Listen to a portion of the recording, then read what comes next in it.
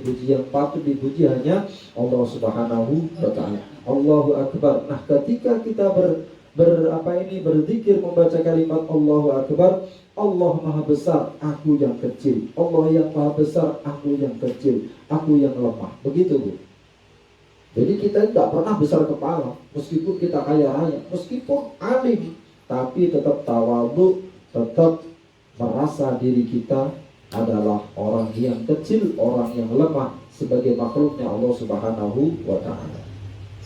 Nah, itu banyak bertasbih, apalagi kalau sebelum sholat subuh, subhanallah wa bihamdi, subhanallahil azim, astaghfirullah, subhanallah wa bihamdi, subhanallahil azim, astaghfirullah. 100 kali ditulis istighfar itu, subhanallah wa bihamdi, subhanallahil azim, astaghfirullah.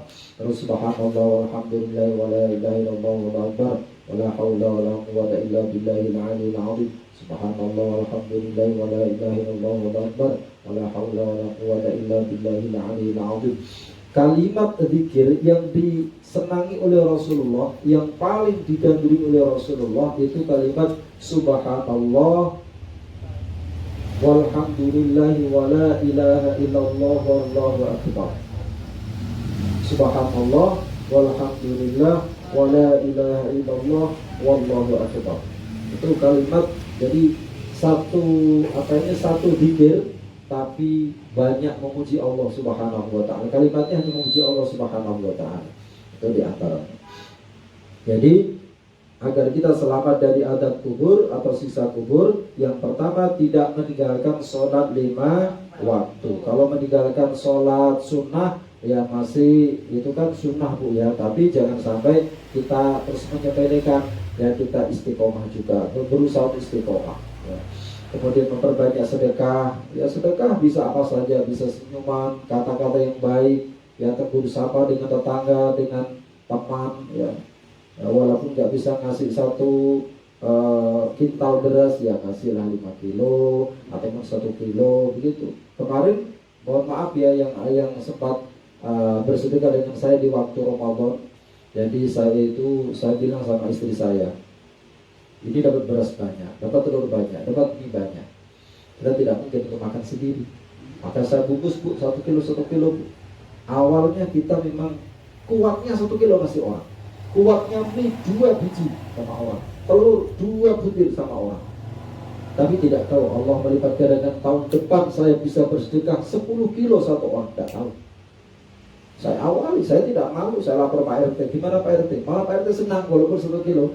Bagi tangga-tangga yang tidak mampu, subhanallah. Itu cara saya berbagi tapi adil.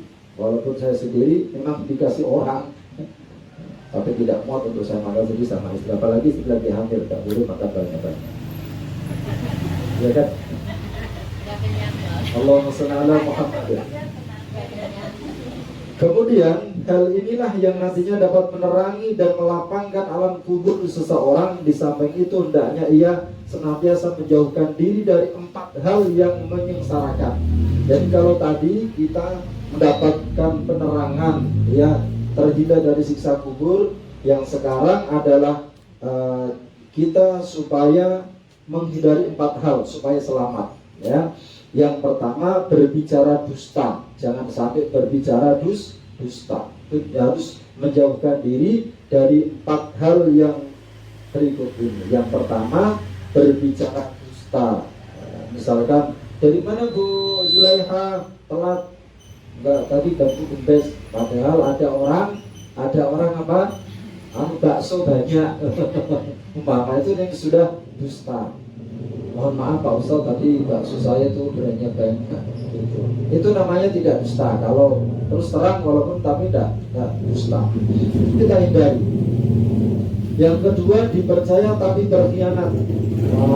Jadi Bu RT misalkan, ya, jadi Bu RT, kalaupun suruh menyampaikan sesuatu, ya harus sampaikan, meskipun warga tidak menerima. Dikasih kepercayaan, ya, tapi berkhianat, itu harus kita harus menjauhinya. Tidak boleh berkhianat. Yang ketiga, suka mengadu domba. Ini sering ini ya, sering ini mohon maaf ya ibu-ibu rumah tangga. Kamu lo ini, kamu lo itu, begitu mengadu domba. Nah ini mengadu domba ini juga nanti akan mendapatkan dosa yang sangat termasuk dosa besar. Yang mengadu domba itu namimah namanya. Ya, termasuk dosa besar yaitu mengadu domba. Itu lo bunyi seperti ini, lo bunyi seperti ini ya. Itu namanya mengadu domba supaya hubungan kedua ini retak. Itu namanya namimah. Tujuannya orang mengadu domba itu biar orang yang tadinya akur jadi nggak akur, paham bu? Biar berselisih. Padahal dua-duanya ini nggak ada apa-apa, tapi berhubung ada si ipret ini epret ya, akhirnya di sini